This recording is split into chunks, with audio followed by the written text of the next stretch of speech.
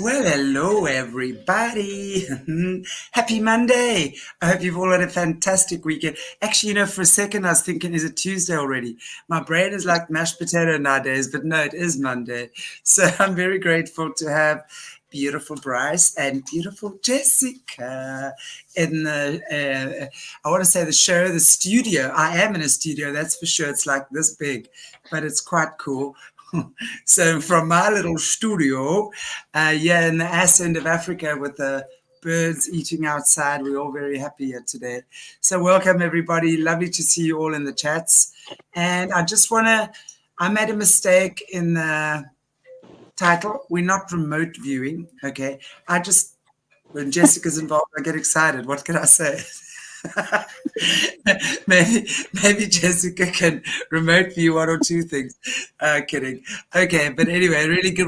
We're just going to be talking about Mayhayly, I think that's how you pronounce it, Lancastar, who's the oracle of the ages. And these two honeys, sitting in their little studios from across the globe with me, actually met up not too long ago, and I was not included. They deliberately shut off that portal. Viewers, I'm telling you, they deliberately did it. Can you all please open me a portal? Because I want to go spy on them now. I know. We just got to go visit Mayhayly, and we were talking about our little I thought, I'm so glad, Jessica, that you wanted to join me with this, because I didn't want to do a show on Mayhayly without you, Jessica, because she definitely is. We feel like I think I can speak for you, but I think Mayhayly brought us together from beyond the grave. The girl and her gong, she said, I got my dollar and my dime. Yeah. So Mayhayly Lancastar, we've been doing some really, really heavy things on the show on Monday. Like, we talk about a lot of we have fun talking about these heavy topics, but I thought, taking a little break and talking about a lighter topic, and a more fun topic would be kind of a fun break for everybody, especially with all the hurricane stuff going on. And I think Mayhayly Lancastar, we're coming up on her birthday, which is October 18th. What was she born? 1875? Jessica, was that when she was born? 1875? That sounds about right. Yeah. It does, something like that. And I talk a lot about how eccentric the South is, and how a lot of people who aren't from the South maybe don't understand the eccentricity of the South. And I think Mayhayly Lancastar is a really good example of what the South is about for women. And so you all are cooked, man. You all are cooked. That's it. You talked about Cincy Rose on Wednesday and her shenanigans with witchcraft. I'm like, this is just normal in the South, you guys. Right? What can I say? That's what I was saying earlier on when we were just sitting in the chats before we started. We just showed the picture of Mayhayly that we're going to use. That was the one witch. And I said, well, there's a picture of the next two. I mean, your little witches. I might be a biatch. I'll be the biatch.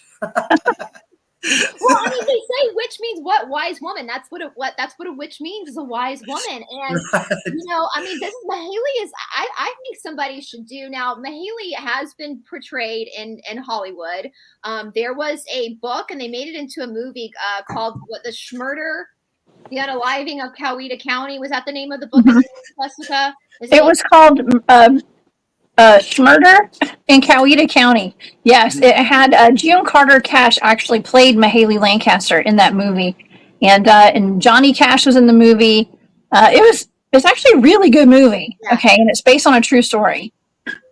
And it wise women we are all. Yes, we're taking that word. We're taking the word heretic back, because all heretic means is somebody who doesn't believe the mainstream narrative. So if you don't believe the mainstream media, then you're a heretic. Wear it with pride. Wear it with pride. Yep. Only wise people are heretics, right? Only wise people can think for themselves. So in that case, Jessica, correct me if I'm wrong, but Mayhayly had been kind of the psychic medium for the Schmurderer, and she was used as a witness for the prosecution, wasn't she? Yeah, she was. Yeah, she was. So people came from all over the country to come visit her, and she had been using her psychic abilities, I guess you could say. She had been a fortune teller since she was 6 years old. Okay. And they say that she was actually born with a caul. Mm-hmm. So she was born with the placenta still on her head, on her body.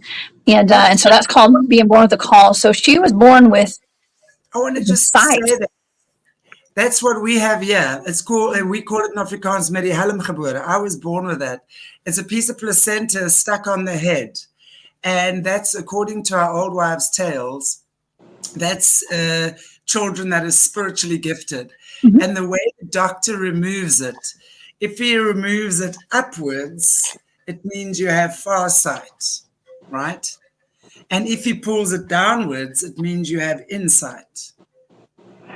Oh, So, and I actually covered that on my channel. I covered that old wives' tale on my channel. If you guys, a long time ago, about people born in the call, and that's, yeah, Mayhayly was, and Jessica, this area of the world. I mean, we drove out there. It was about 2 hours where she's buried, about 2 hours from Atlanta, an hour and a half, 2 hours, something like that. It's like a tiny, tiny town, isn't it? It is. It's a little community called Roosterville, and it's in the middle of the troop herd corridor. And I talk about that a lot on my channel because my team does some research down there in that area. I'm a Bigfoot field researcher. There's a lot of high strangeness down there. It's just naturally high strange. I don't know what's going on there. The energetics are just really odd. And there's just real high energy down there. Lots of Bigfoot sightings, lots of dogman sightings. There's also mass alien abductions that happen down there along the troop herd corridor, and that's actually how it got its name. An author was doing research on the alien abductions and the UFO sightings that were in this area, which cover several counties from Georgia into Alabama right there, because we're talking about Midwest Georgia, kind of going more south. But there's a line of counties that stretch into Alabama. That's the troop herd corridor. Lots of weird stuff goes down there. But Roosterville is a very tiny town. I think it's in Heard County in Georgia. I would dare say she's the most famous person that's come out of Heard County, I believe. It's beautiful. That area of the world, it's very green, it's very quiet. And so, yeah, the troop, these are counties, guys, for those who are not from the United States. Within every state, there's counties, and like Atlanta has Fulton County, there's lots of counties in Atlanta. And so the troop herd, these are two counties beside each other that have craziness going on. And this is also near, I know we've talked about the werewolf of Georgia, so this is kind of near where Emmy Burt, which she was born before Mayhayly. Their lifespan might have crossed paths, but Mayhayly was young. I don't think they knew each other, but that's another person kind of from this area as well. That was obviously something was going on with her that was very paranormal. And so, but the thing I love about Mayhayly, so when we talk about, she called herself the Oracle of Ages, correct? That was something and people would come from all over to get readings from her, right? From all over the world. They would. People would come in from all over. When I was a little kid, I used to do storytelling contests. I would sign up for these contests with my elementary school, and my grandmother would write stories for me, and I would memorize them and I would recite them. And when I was in second grade, for my second storytelling contest that I did a story called Mac and Miss Mayhayly. And so Miss Mayhayly, I learned about her when I was in second grade. That was a very long time ago, early 80s. Okay. And so I learned about her then. The story was about a little kid who had lost his dog. He went to the local fair, and his brother had gone in to go see Miss Mayhayly to go get his fortune told. And there were people that were lined up for miles, to go get their fortunes read by Miss Mayhayly during my story that I told. And when he goes home from that fair, his dog's missing. So he has to go collect some money, sell some things at the local store to get the money to go walk down to Roosterville to go see if Miss Mayhayly could help him find his dog. Okay, so she, and my grandmother who wrote that, she based those stories on true stories, things that she knew from growing up and living in that area as well. And so she was actually writing a book on Miss Mayhayly, and she got a phone call in the middle of the night from a woman that she didn't know. She said, "Hey, is this Nellie? Miss Mayhayly wanted me to call you to tell you that she's proud of you for writing a book about her." And and my grandmother was so startled by it, she put all the pieces away, and she never finished her book because it startled her so bad.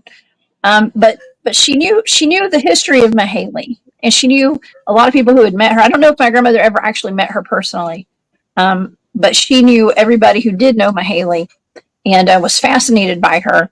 And so, yes, people would come from far and wide. She would go to local events and like the fair, like the county fair, and read fortunes there. And there's actually a sign, if you look her up online, you can find signs where they would put up when she would be at an event telling fortunes. But she did it at home too. Yeah. Isn't it interesting how the psychics always have the longest queue at the fairs, right? You always get the people queuing. Always. I mean, you can go to any fair or psychic fair. There's queues and queues of people standing in front of the tarot card readers or the crystal ball readers or whatever. It's fascinating, actually. Fascinating.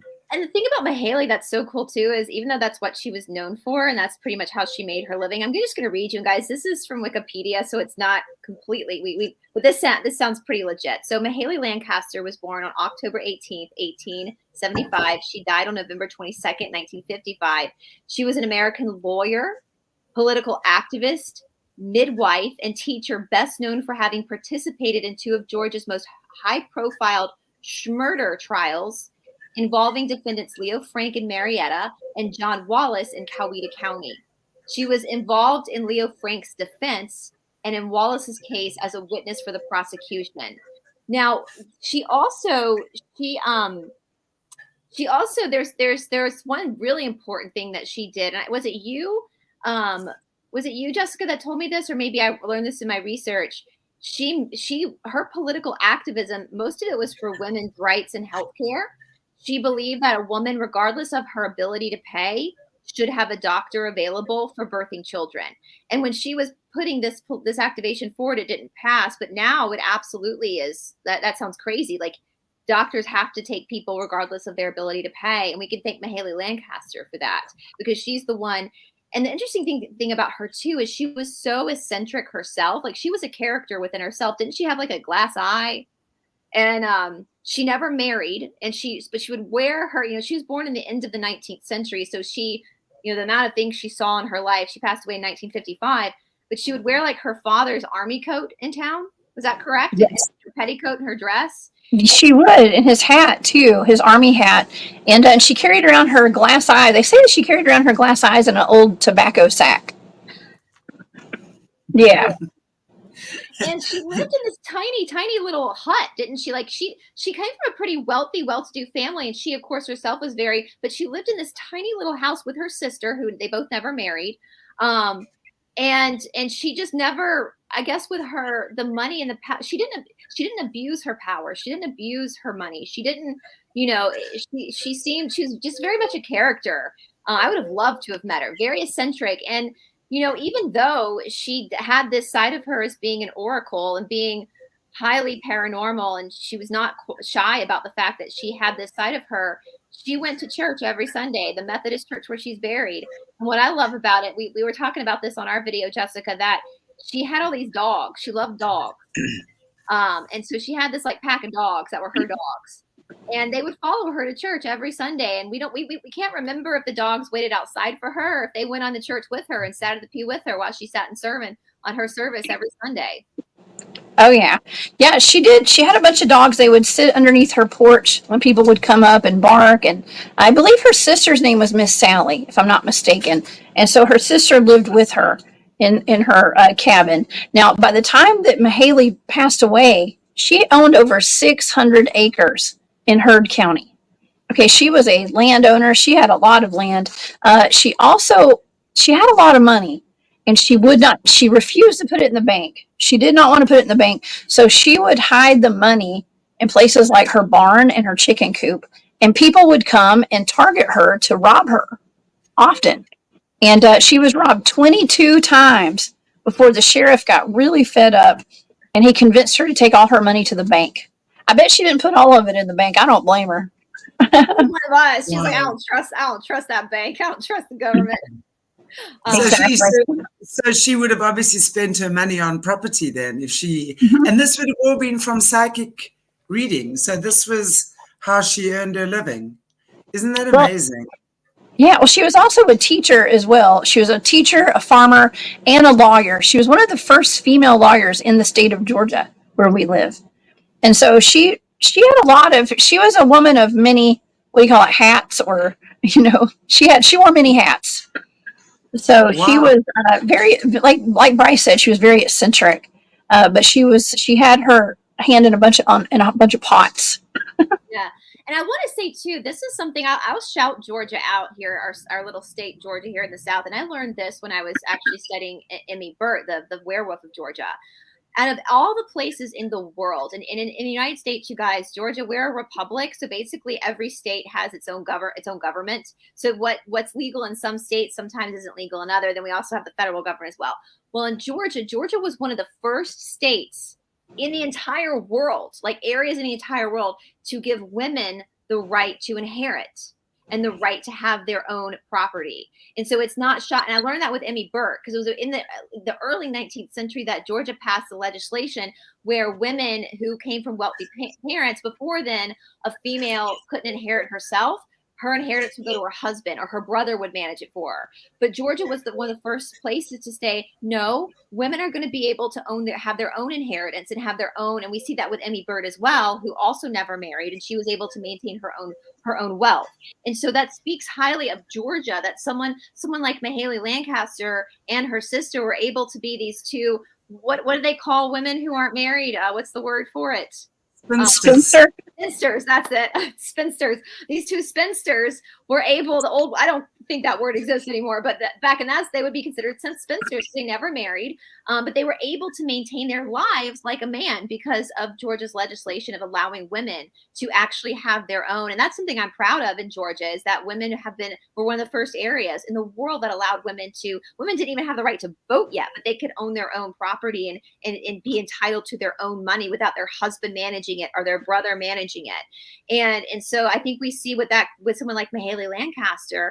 Now, Mayhayly, I laugh a lot. I've told this story so many times before, because my grandmother, my one Georgia line is from Quitman, Georgia, which is way down in South Georgia on the Florida line. And my grandmother comes from a line of women who were very well educated and were suffragettes. And my grandmother used to tell us all the time that the main motivator for her to go to university, because my grandmother also went to university at a time when women did not go, was because she didn't want to stay in Quitman because her aunts were spinsters. They didn't have husbands. She thought it was because it was just a small town. And then it took her into her like 70s or 80s before she realized they were probably lesbians. So she, as a kid, she thought they didn't get married because there was just no men to pick from. But then in her 70s or 80s, she was like, wait a minute. I went to college to find a husband, but I think the problem was they just didn't like men. But we do see that a lot in Georgia. These women, this kind of history of women who were spinsters, who really took an active role in their communities. They just weren't sitting around needle pointing. They were actually, doing stuff. And so the dollar and the dime, that's how much she charged, right? For her readings was $1 and a dime. Yeah. $1. I mean, that's the going rate back then, I guess. That's the going rate. And people, and just like you bought $1 and a dime to put on her tombstone. And so that's what most people go when they leave. We saw there's actually a little bucket there. I think so many people come and leave money there as an offering that they put a little collection plate out there for it, which I thought was neat. Yeah. I love that. That's what I find it so funny, because we went to this church, and I think I sent you a picture, Shanti, of Jessica and me at Mayhaly's resting place, and it's at this little old Southern Methodist church. We're talking this how old is that church, do you think, Jessica? At least 150 years old. I don't know. It's pretty old. And you can kind of see it behind my head, the little white church. I mean, and it's literally in the middle of nowhere. So you have this old Southern Methodist church. And so you think an old Southern Methodist church is probably pretty fundamentalist, pretty strict. But yeah, this is where Mayhayly is buried. And this is what the church that Mayhayly went to every single Sunday. It's where her family's buried. And they even have a little canister on the grave that people can put their $1 and their dime in, still for Mayhayly Lancastar. And so the fact that this church is willing to acknowledge this, just shows kind of the beauty of the South and its eccentricity, and how, you know, I think people think of the South as being the Bible Belt and being super religious and fundamentalist. And yes, we do have a sect of fundamentalist people, but most people go to church on Sunday, but they'll go see Mayhayly Lancastar on Sunday night. You know, and it's not hidden. It's not something that's hidden. It's very well. It's not a secret, right? Now, one thing interesting is that she has her grave has a slab of concrete on top of it. And you were saying, Jessica, you don't even think her body's there anymore. You think they moved her body. Well, I'm not sure about that, but that was the rumor. Okay, because when I grew up in the area, and on the weekends when I was in high school, I know people used to go there at night for like thrill seeking. Okay, they'd go to her because everybody considered her a witch. Okay, so she was a witch. It's like you go there. If you drive 3 times around the cemetery, because it's there's a driveway all around the cemetery. It's pretty small. But if you drive your car 3 times around it, and then the story went, if you went and desecrated her grave, which I never did, I would never do that. Desecrate her grave, which is like urinate on it or something. I know it's horrible, horrible, horrible. Then when you try to leave, your car would not work. Okay, the tires would go flat, the engine wouldn't work, it wouldn't crank, the transmission would go bad. Something would happen where you could not leave that church, or the graveyard. And so people would go and do that. Okay, and so I do know that her tombstone has been changed. Her tombstone definitely has been changed because at one point it got struck by lightning and it destroyed it. Wow. Yeah. And the last time it was changed, it was because it had been vandalized. You know, people fear what they don't understand. And when you have traditional stories that have been passed down of a local witch, you get this vision in your head of like some horrible person who's going around eating babies or something. You know what I mean? Just like Hansel and Gretel. You know what I mean? And so when I was growing up, I already knew the story of Mayhayly, you know, because my grandmother had taught me that story that I told at my storytelling contest. I knew nothing but good things about this woman. I always looked up to her. And when I found out that people were doing these horrible things to her grave, you know what I did? I just happened to have a voice at my school. And so I was really big into the mass media. Okay. And so I had when I was a senior in high school, I had access to a pass that my teacher gave me to go off campus and film for my weekly show that I did. And so my team, everybody that was in my class, we decided, you know, I wanted to do a story on Mayhayly because that was a big deal because people were going there pretty often. And there were, you know, legends and lore about Mayhayly.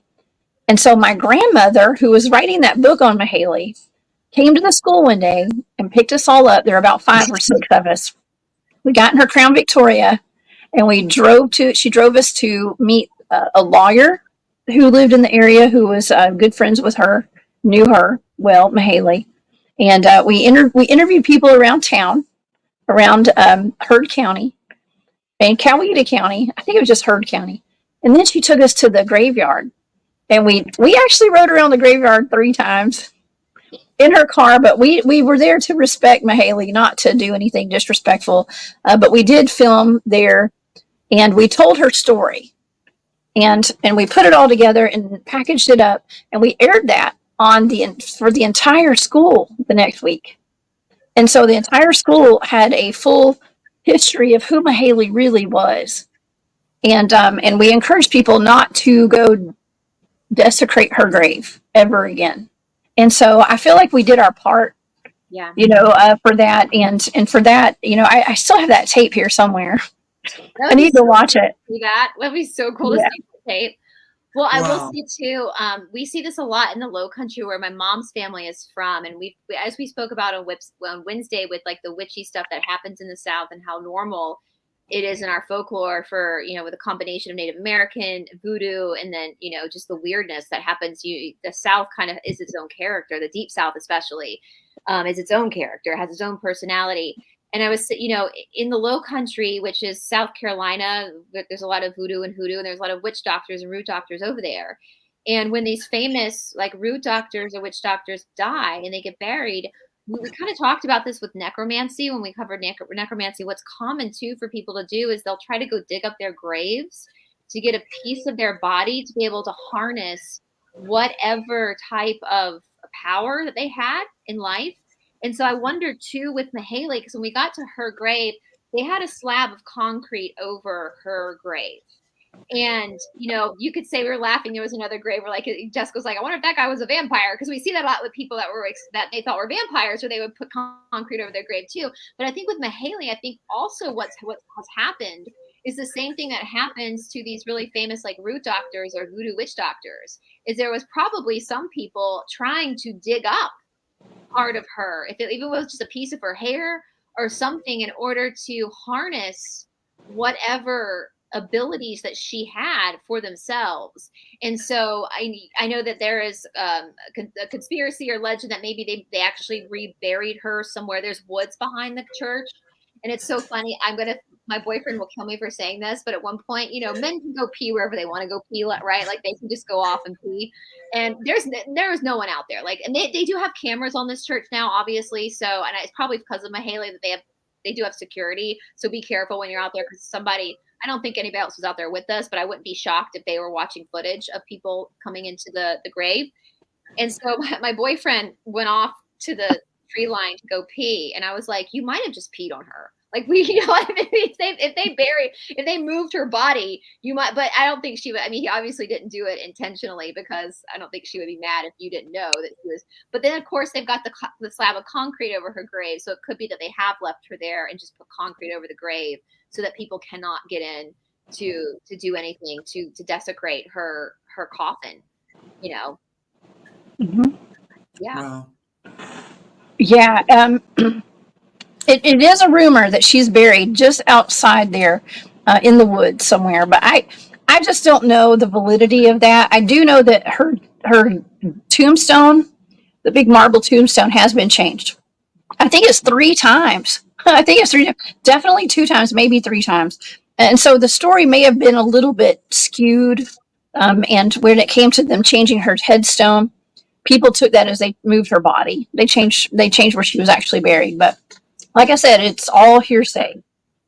Yeah. I find it incredible that still after all this time, they're still vandalizing her grave or her tombstone or whatever it is they can vandalize. I mean, it's so true what you were saying. I think it was you, Jessica, earlier on. You know, people will attack something that they fear. You know, they have this kind of kill culture, don't they? Like a poor bloody spider. The poor thing is more terrified of you sitting in the corner of the roof there. But by God, if most people see it there, they will hunt it down and kill it, right? My point is that leave it. You know what I'm saying? But it's the same thing. Leave things to be. And I find it so interesting that after all this time, people are still vandalizing her grave, you know. And yes, maybe things are happening like being struck by lightning, etc. Does sound a little bit supernatural. But, you know, for me, it's so easy how people will call gifts like these evil or a witch. How about just spiritually gifted? She was highly spiritually gifted. Her gifts from God shone through. You know, for me, that's got to start becoming the norm now, because we all have amazing spiritual gifts. We know by now that how the dark forces will invert and desecrate and absolutely turn the most beautiful thing into the most macabre scene you can ever imagine, right? But really, at the end of the day, before all of that came was God's gift that we are created in the image of God. We have the God spark within us. And when we are aligned and have done what we need to, we align with God and we receive our gifts back. We start getting our spiritual gifts back again. So we are then able to read minds or read auras or whatever. But we've also then reached the space of not abusing that. You see, that's the fine line. Gifts are there to be used and not abused. Gifts are there to be shared. It's like a gift on Christmas, you know. You give gifts to your loved ones, right? It's a similar sort of thing. It's there to be shared. But when we start abusing these gifts, that's when we've got to start being accountable, because the minute we start abusing spiritual gifts, we become highly, highly accountable. And then, you know, karma, man, oh man, karma is not something that God does because Harry slapped Sally. Karma is something your own soul knows it has to rectify. Your own soul knows it's done things that are out of alignment with its highest good. So it might deny that for many, many lifetimes. You can push that aside, right? But the time comes where we have to all be accountable for our actions.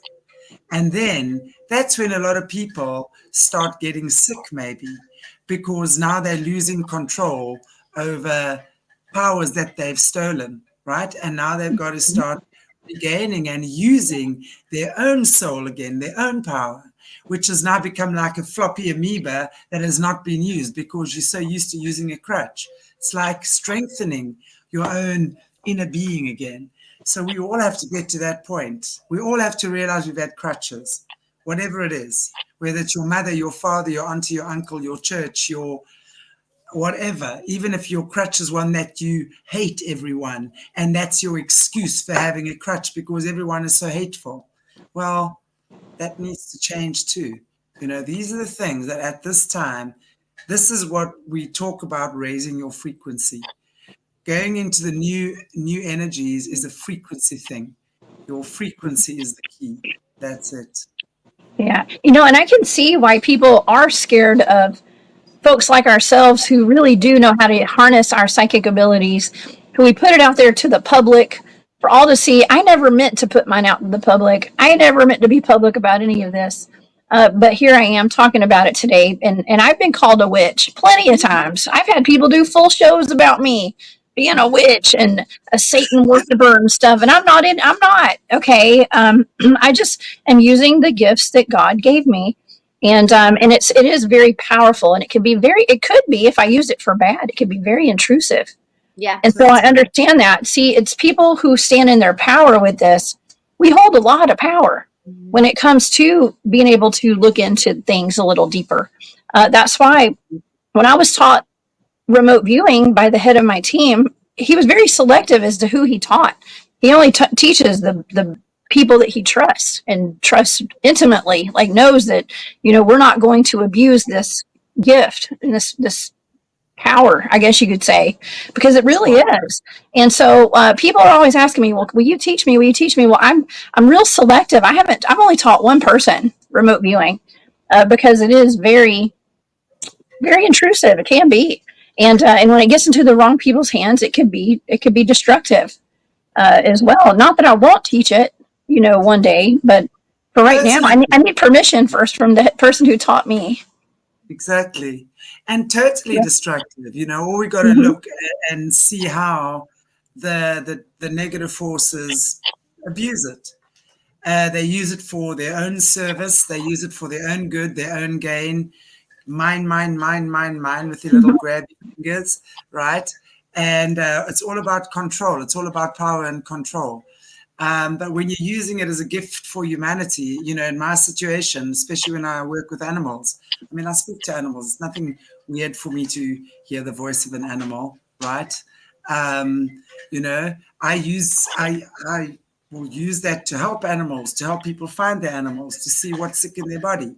How can we help you, you know? So again, it's always about your intention. It's always about your intention. You know, if you are not completely aligned with the Christ light, right, or God's highest will, you're going to stumble and fall. It doesn't mean you're not going to stumble and fall regardless, but you're going to see, or you know, it's going to be bad. You're not allowed to abuse your spiritual gift. It's that simple. It's against the spiritual laws. Yeah, and I think what's interesting with Mayhayly is that, and maybe this is because we look at the early 20th century, we have in the late 19th century, early 20th century, we have spiritualism is big in our world, right? People are doing seances. We have that town, Casadega in Florida, that's still like the highest concentrated number of psychics live there, starting from this time of spiritualism when they had spiritualist camps. So I think when Mayhayly was in her prime, this subject wasn't as scary for people. We know like the Hess Act, which happened during World War II, which was Nazi propaganda, where they worked with the Pope to make any type of like channeling or divination of the devil. It was a propaganda campaign. So for all the fundamentalists out there that call this the devil's work, you're literally spewing Nazi propaganda.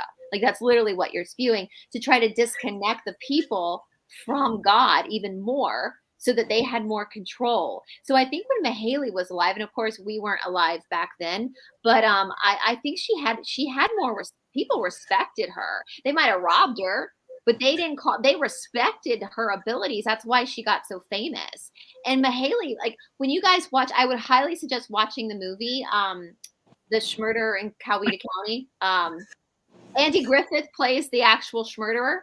And you see moonshining, you see all the glories of the South. They doing some moonshining and bootlegging, and June Carter Cash plays Mayhayly, and I think she probably did a pretty. I mean, we didn't know Mayhayly, but from what I know of her, the way June Carter Cash plays Mayhayly seems very apropos. Seems very much like the way you would imagine Mayhayly, because Mayhayly Lancastar didn't take shit. Like she wasn't a woman that took shit from people. She was very kind of tough love, wasn't she? She was very straightforward with people, very direct with people.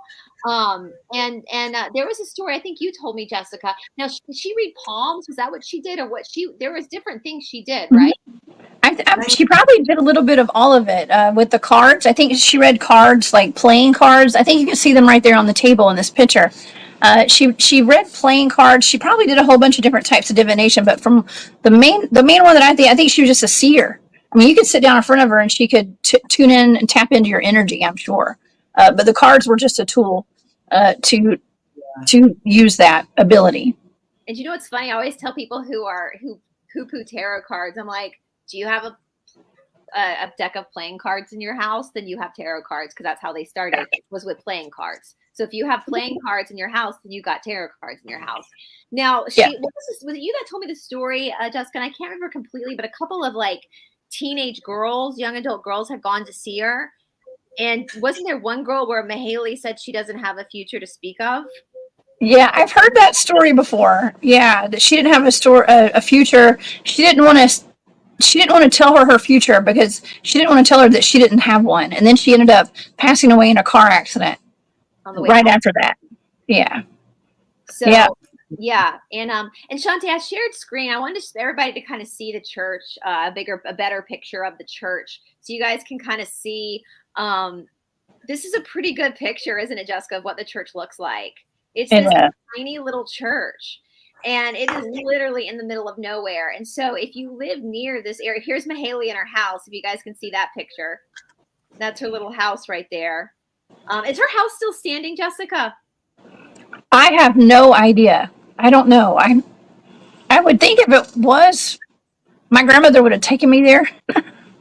But I don't know. Maybe not. That's my grandmother right there. That's my grandmother in that picture. Right here? You're showing. That's Nellie. That's my grandmother. Yes. My word. I swear. That is so funny. Yeah, my grandmother was in a documentary about Mayhayly. And so that's funny. My grandmother just popped up. She's the one who wrote the stories for me for my storytelling contest. That's Miss Nellie. Your grandmother, is she still alive or no, Jessica? Yeah. She's still alive. Yeah, we still go out to dinner pretty often and lunch. Yeah. She's 94 now, 93 or 94. Yeah. You know, and I say that Mayhayly brought Jessica and me together because I was looking to do a story on Mayhayly myself, and I was researching, and I was just kind of looking to see what other people were saying about Mayhayly. It's what I often do with my research, to see how other people also perceive these stories. And that's when I stumbled upon Jessica's YouTube channel, and that's when I reached out to Jessica. So I absolutely believe that Mayhayly was bringing Georgia girls together as well. And then of course we met Chantelle, and here we are. So this is all this is in veneration and respect to Mayhayly Lancastar. Well, I can't say that I'm South Georgia. I'm definitely South Africa, though. So maybe we just bring it all the southern tips together. All together, all the eccentric women are being brought together through one of our with our Mayhayly Lancastar. I mean, and the name Mayhayly, do we even know where that comes from, Jessica? Because her first name was actually Amanda, right? Amanda Mayhayly Lancaster, and she went by Mayhayly. Yes. Here's a fun fact. I actually considered if I had had a daughter, I had a son, I was going to name my daughter Mayhayly. I was I thought about considering that that. too, actually. Yeah, that was actually one on the top of my list. If my son had been a girl, his name would have been her name, not his. Her name would have been Mayhayly. Yeah. Yeah. Wow. But listen, Jessica, no, I'm sorry. This is too coincidental for me. When I look at things like this, I'm like, And especially since grandma's face pops up on the pictures now. Right? I know, right? So I'm seriously thinking there's a strong connection you have there. And Mhm. maybe you should finish the book. I mean, Yes. I didn't put that up by accident. I think that'd be amazing, especially if your grandma's still alive, right? And Yes. Yeah, she's offered me all the papers that she had. She had a whole bucket, like a container full of her research and the book, and I told her that I'd be glad to finish it for her. So she suggested that actually. So maybe I'll do it. Maybe I'll do it. well, I think that's kind of like confirmation. Yeah. So I think I like that idea because obviously, I love cold cases. Anything to do with cold cases, I love it. I mean, when anything from the past comes back and resurrects itself and shows the truth of it, what it really is, or what the true intention is. That to me is alchemy, right? That's the complete alchemy of spirit, because now you've perceived things, that heaviness or the pain or the sadness or the indecision or unknown, whatever, now becomes known. And it's that simple. So for me, it's really, it's just a sign to take the next step forward and get this woman's story out there, because to me there's again, it's like the accusation of being a witch and doing things because you've got grabby little dodgy fingers, or that you truly are come spiritually enlightened and you come as a helper, as a teacher, as a friend, as a what have you. And I think that's where we need to start discerning. This for me is the next step where we're at right now. Especially when we're looking at you guys, especially, and I know Dennis is in the chat as well, with all the cryptids and stuff, and that really dark underbelly that is being revealed. So when we tune to our psychic and our spiritual gifts, in the light of God, right? We know these things before they happen. You happen to get out of this way of it 5 seconds before it arrives, or something like that. It's like we are attuned to not being in the path of destruction because we don't fight that anymore. It's more, as I said, it's a frequency thing, and that's what I think humanity, we need to strive towards that now. We've got to wake the F up. We've got to stop fighting each other and trying to chop each other's heads off, or each other's demons' heads off, and realize that's not the battle that we need to fight here. The true winning is spiritual enlightenment, and that sounds new agey, and I'm quite careful about how I choose my words, but that's not new age at all. It's like the light bulb goes on inside of you and ka-ching, suddenly you know what's happening. So yeah, I think that's the next step. Part of this, why this woman's story is coming out now, because she wasn't a witch. She was a very gifted human who absolutely was way before her time, and did some amazing things that we can only hope to follow in those footsteps. For sure. She brought us together. That's for sure. And I think her story is just so important just for Southern women in general, because this definitely is, and I've said it, so I'll repeat it till I'm blue in the face. This is part of the South that I love, is this eccentric, wacky, woo-woo side of the South that, everybody's got a ghost in their house. I mean, I laughed growing up because it was so normal for houses to be haunted that I would go to my friends' houses and you'd hear a noise in the upstairs, and their mamas would be like, "Oh, that's just Miss Nancy. You be quiet now, Miss Nancy." They just have conversations. These are women who are part of the church prayer group, and they're at home having conversations with their ghost. You know, are there, you know, I was laughing with one of my students. They're painting the ceilings of their porches paint blue because that keeps demons away.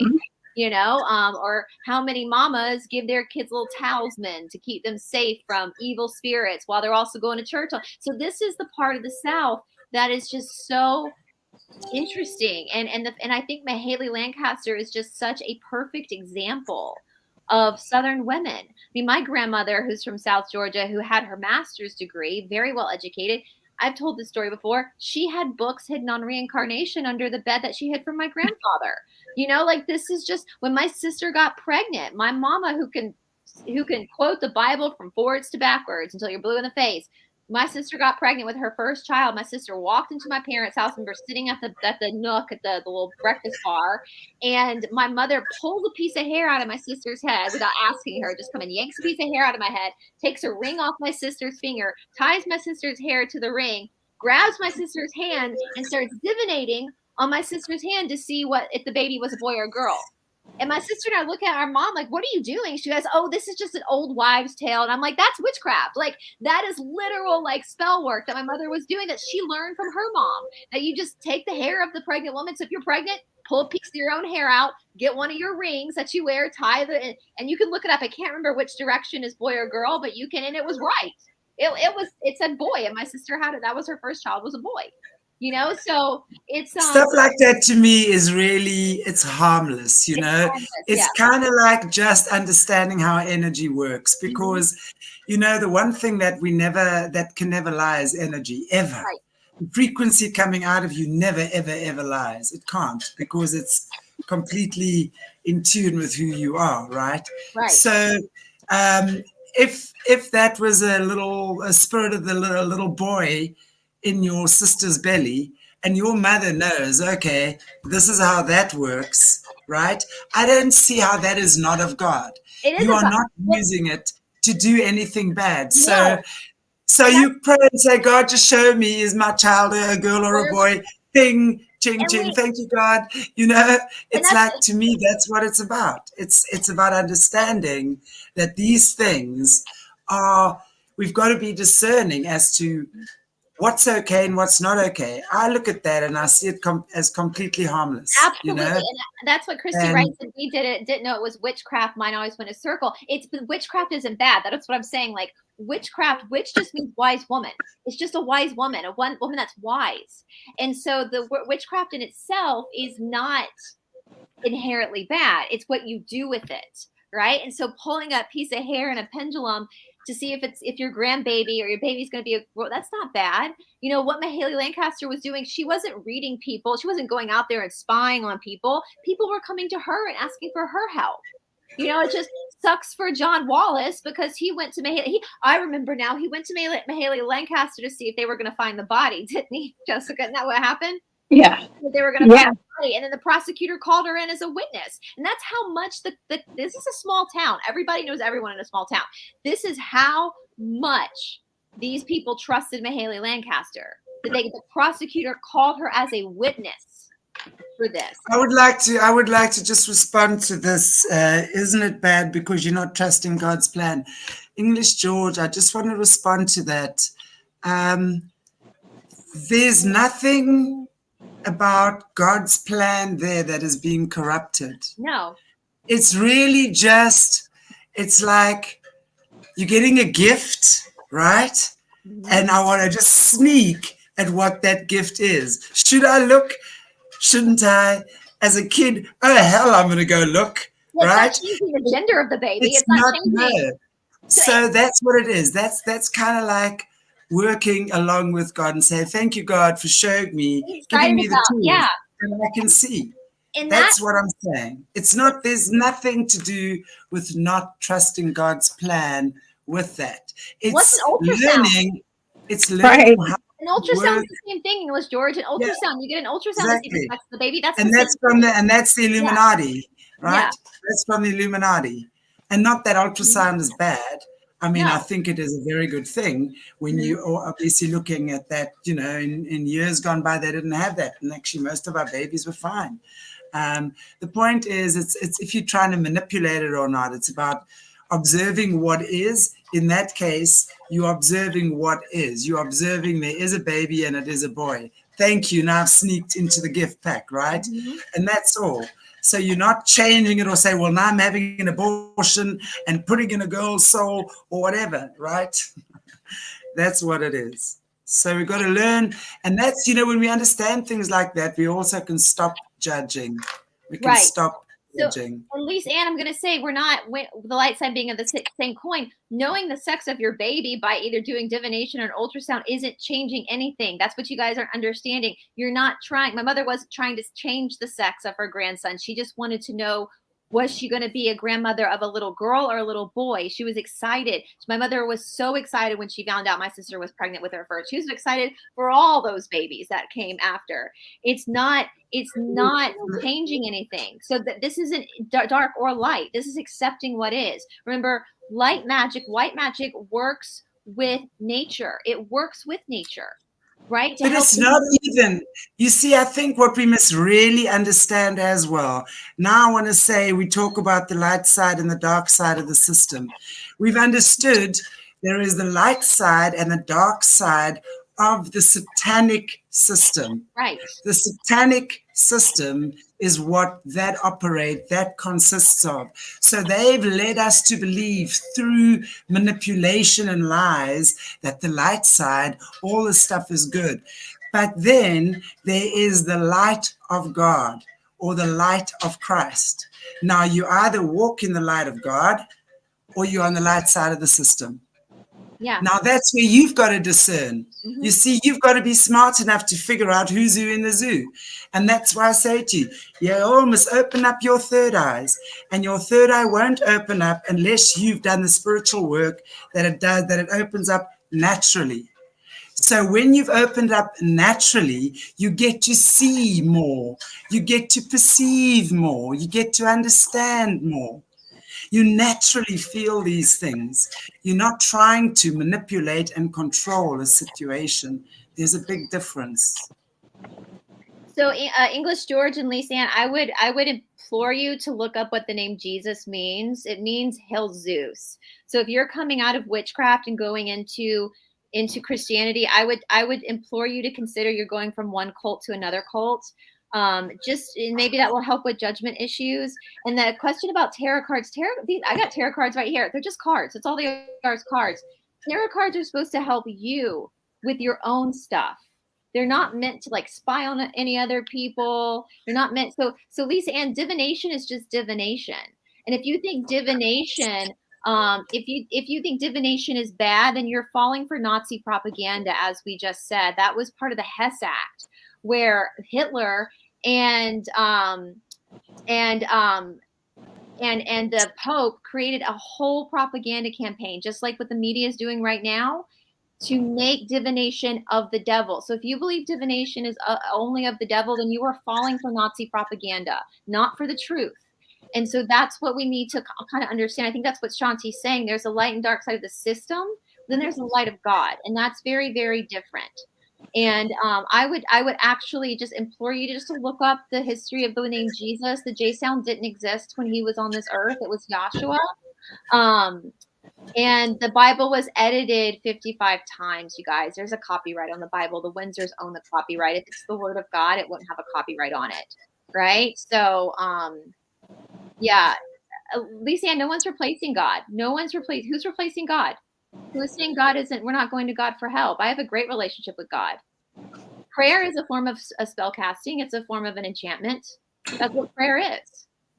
So just because people's prayer looks different doesn't mean they're replacing God. Just because it's not the way you see God, or that you talk to God, doesn't mean there's multiple different languages in the world, right? Well, I agree with Dennis here. Your spiritual things are the most personal things of all. So we don't really need to be judging other people, or even doesn't matter what we do in our private time, you know. You shall know them by their fruit, and it's as simple as that. So that's why I say open up your third eyes, guys, And you're going to get there through doing the shadow work, and then you're going to be able to see beyond a shadow of doubt what's okay and what's not okay. Simple as that. This is how we resurrect. This is how we literally save ourselves. Anyway, Jessica, you've been very quiet. Anything else from you, honey bunny? I just find it really cool that Brice and I have come together to do remote viewing targets together, and myself and you as well, Shanti. It's we're here doing I'm doing the remote viewing shows together, and I'm getting these blind targets, and Brice is giving me targets of people who've been missing, stuff similar to what Mayhayly would have been doing. So I think that there is a common bond. There's a connection here, and I think she's got her hand in it. Okay, so that's my final word there. Yeah, absolutely. And again, I think that's where, we have to realize that God is the creator of everything. And it's how you use God's creation. And I say this a lot.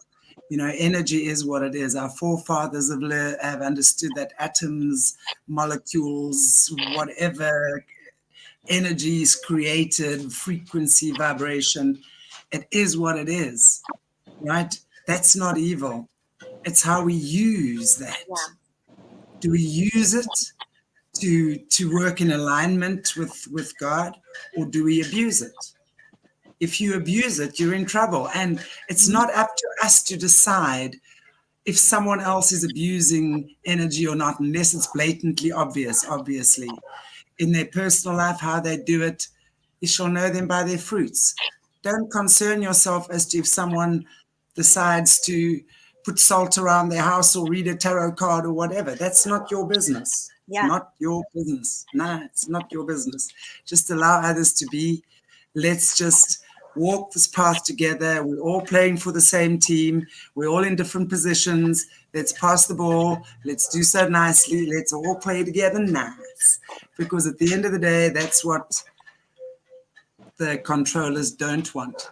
They want us divided. They want us conquered. And stuff like this is a very, very easy way for us to become divided. So let's go. Read between the lines, guys. We're not becoming divided. Yeah, I would just ask yourself, is what you're saying actually hurting other people? Like, my mother used to say to us all the time, judge not, lest you be judged. Judge not, lest you be judged. And so Lisa Ann just said, I just know that I was going to the cards over going to God myself. That's why I'm concerned. Well, that's great that you're concerned, but you can't project your own issues onto somebody else. Somebody else has their own path. Yeah. And cards are there too. And so you can't get away from somebody just because you're uncomfortable with it. And when I don't read my tarot cards that often, but when I do, it's usually because I ask, I want to know from God. I want to know from I'm confused about this, and just give me some clarity on this, my intuition on this particular subject. God speaks to us. If we think there's only one way that God speaks to us, then we are massively blinded, because God speaks to us in so many different ways. There's not, religion means the worship of many legions. So that being said, all big world religions are all part of the system. They're all part of the Illuminati system, right? It's the legions of worship. God talks to you in the trees, talks to you in tarot cards, talks to you in candles, talks to you however you're willing to hear it. That's how God talks to you. And if you have an issue with the way somebody is communicating with God, then that's your issue. And you need to take that up with God, not with that person. And so I would just implore the fundamentalists to look at your own actions. Judge not, lest you be judged. God is love. God is love, not harsh criticism of other people because they're doing something you don't understand. So. And on that note, we're going to just ta-da.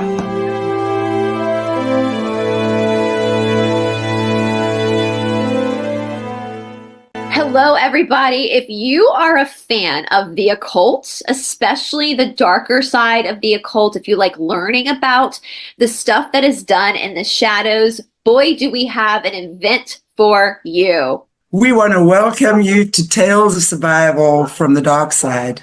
Wow, what a lineup of speakers we have. I've had the privilege of meeting incredible survivors on my channel, Aquarius Rising Africa, over the past 4 years. And it's been an amazing journey for me to bring them over and just share with more new people sharing their stories. Now, guys, this event is going to be held over on Gnostic TV, and tickets are now on sale. They're 50% off, right, Shanti? So we have a link below. And also, if you want to watch the full trailer of the event, which cannot be shown on YouTube, you can hop over to Gnostic TV and watch that trailer as well. We're looking to release this panel live on Gnostic TV on Friday, October the 11th. At 11 a.m. Eastern time. So tickets are 50% off, and once you bought your ticket, you can watch as many shows as you want, and you can watch them as many times as you want. Support our survivors. They deserve to be heard, and there's nothing better, more healing for a survivor than to be told, I believe you. So thank you, guys. If you have any questions, please make sure to ask Shanti or me down in the comment section below. Otherwise, we look forward to seeing you guys over on Gnostic TV. Thank you so much. Bye, everybody.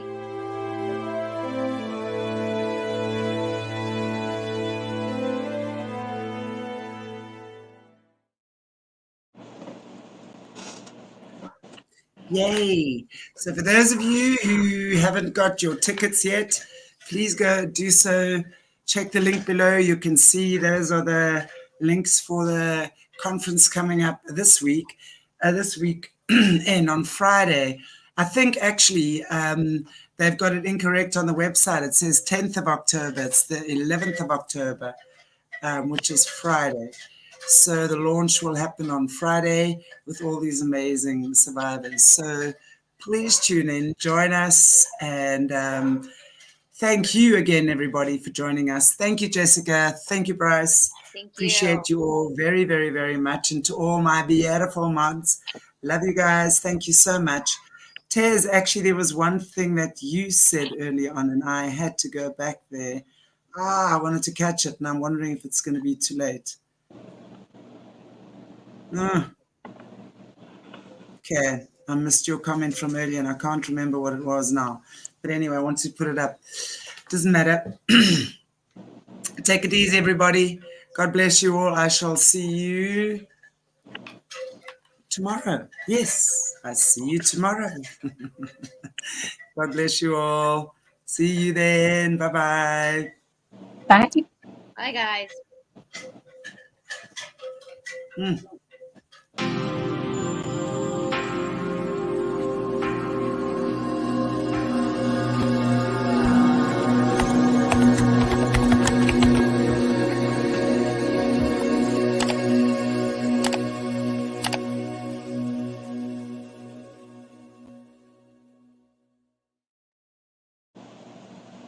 Just wait, I still don't know why it's not ending.